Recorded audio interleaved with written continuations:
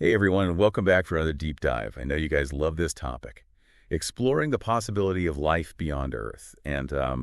So let's start with something I think we're all familiar with, the Fermi paradox. If the universe is this massive, ever-expanding place, shouldn't it be like teeming with alien life? Like, where is everyone? That's the Fermi paradox in a nutshell, right? Yeah. But what I thought was really interesting was how Avi Loeb, the astrophysicist in this discussion, how he kind of challenges the paradox itself. He suggests that maybe it's a little arrogant of us to assume that WE are the main attraction. So, Like, why would aliens be so eager to contact US?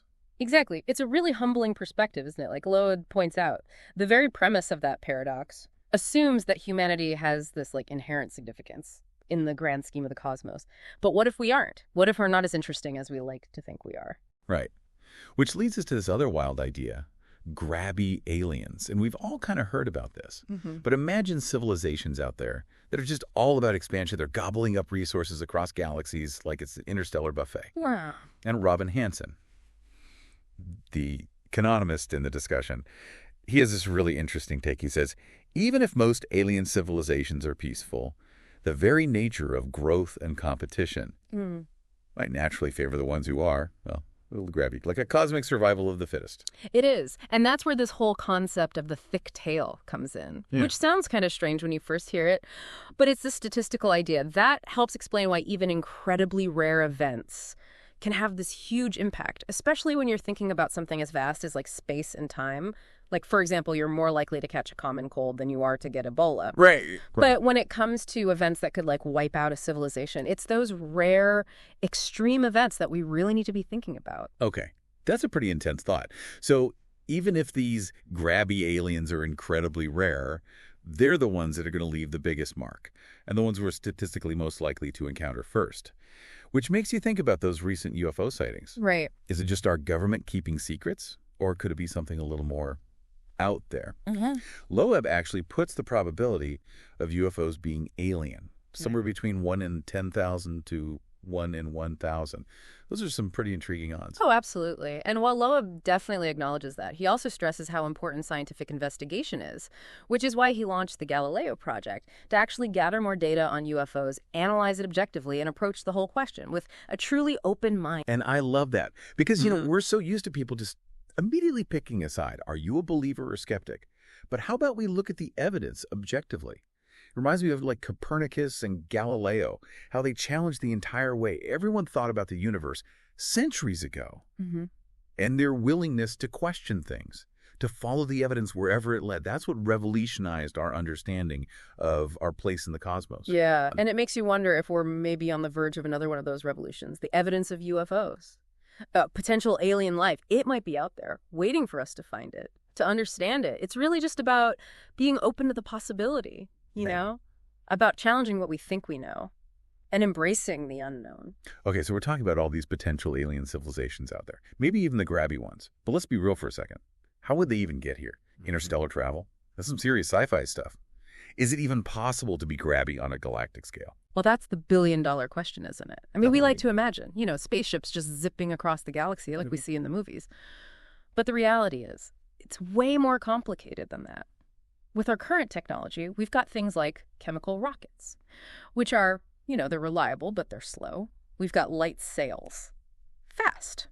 But you can't carry much on them. And even if we could reach a fraction of the speed of light, which is a huge challenge in itself, we're still talking about these mind-boggling distances. Yeah, it's not like hopping on a plane. So are we saying these grabby aliens would be like physically hauling resources across the galaxy? Or is there another way to think about it? Could they be spreading like those cosmic dandelion seeds Loeb talks about, just seeding life on suitable planets as they go? It's a fascinating possibility because it challenges how we think about an alien invasion. What if it's less about conquering and plundering and more about propagating their species? Or even just their information across the cosmos. Or here's where it gets really wild. What if it's not even biological beings traveling at all, but they're AI descendants? Like we've found life on Earth that survived inside a rock for 2 billion years. 2 billion. Imagine what our AI progeny could accomplish out there, especially if they could survive for billions of years. It's mind-blowing. Both Loeb and Hansen talk about this idea of digital descendants.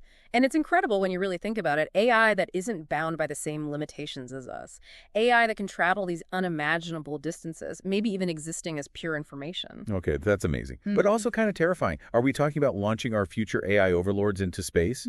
But then again, maybe these digital descendants, maybe they hold the key to understanding alien intelligence. Right. It makes you wonder. If we can create AI that can think for itself, even if it thinks differently than we do, it gives us a glimpse into all these other forms of intelligence that could be out there. Which makes you think about those UFOs again. What if it's not little green men piloting those things? What if it's advanced AI, scouting things out for their creators? It definitely adds another layer to those government reports, doesn't it? It makes you realize our assumptions about alien life, about what we're even looking for, might be blinding us to what's actually out there. So we've got these potential scenarios, grabby aliens spreading across the cosmos, maybe sending out their AI scouts, or spreading like dandelion seeds. It's a lot to take in. Okay. But there's this one idea from Hansen that really stuck with me, this possibility that even if we do find proof of alien life, even if we figure out interstellar travel ourselves, our expansion, well, it might not exactly be welcomed. Yeah, it's a bit of a chilling thought, isn't it? Hansen basically suggests just us venturing out further into space, us becoming a truly spacefaring civilization, that in itself could be perceived as a threat by more advanced civilizations. Like they might see US as the grabby ones, the ones who need to be kept in check. Hold on, you're saying they'd be like cosmic babysitters, keeping us from messing things up on a galactic scale. It's a possibility that he brings up. That maybe they're watching us, maybe even intervening in subtle ways to kind of steer our technological development, to prevent us from becoming something they consider dangerous. And what would that line be? Like building a Dyson sphere or creating truly sentient AI? It's kind of terrifying to think about. But here's the thing. If we are being watched or guided or even contained, it adds this whole other layer to the search for extraterrestrial intelligence, doesn't it? Right. It's not just about finding signals or spotting spaceships anymore. It's about understanding the motivations of beings far more advanced than us. Exactly. And that's where it gets really mind-boggling because we're so used to thinking in terms of our own limitations, our own understanding of good and bad, right and wrong. But what if these advanced civilizations, what if they operate on a whole different level with ethics and motivations that are just beyond our comprehension? Okay, now we're getting into some serious what-ifs here. But isn't that what's so fascinating about this whole topic? It really forces us to confront the limits of our own knowledge, to question our place in the universe. And who knows, maybe those answers are out there, just waiting for us to find them. And maybe it's the searching, it's the questioning. That will ultimately lead us to those answers as we keep digging deeper.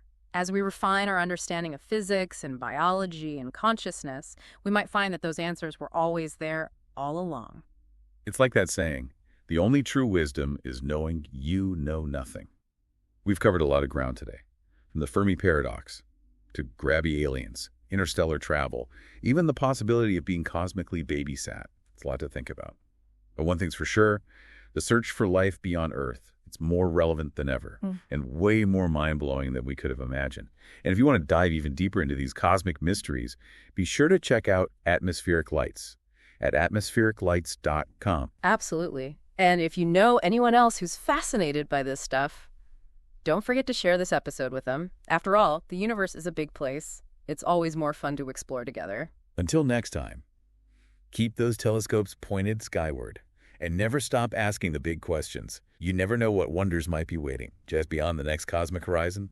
And the main issues that Congress and others have been concerned about are basically safety of flight concerns and counterintelligence issues. But of course, there's always the question of, is there something else that we simply do not understand that might come extraterrestrially?